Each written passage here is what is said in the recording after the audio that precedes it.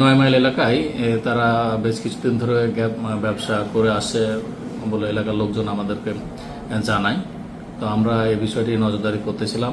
ইতিমধ্যে জনগণও একদিন তাদেরকে নিষেধ করে ব্যবসা যেন না করে। তারপরে আমরা আমাদের কার্যক্রম অব্যাহত রাখি।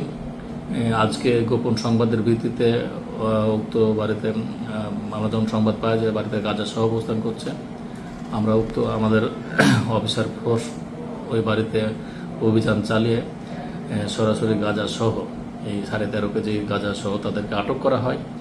এই আসামিদের বিরুদ্ধে আগেও মাদক মামলা রয়েছে। আমার জানার মধ্যে তারা শেরপুর এলাকায় ছিল, শেরপুর এলাকা থেকে তাদেরকে সরিয়ে দেওয়া হয়েছে।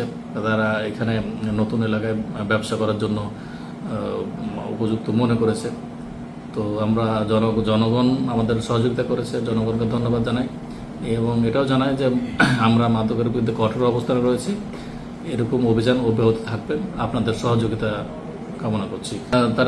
তারা দুজনেই ব্যবসার সাথে জড়িত বলে আমাদেরকে প্রাথমিক মনে হয়েছে এবং জানা গেছে তাদেরকে জিজ্ঞাসাবাদে তারা উভয় স্বামী স্ত্রী।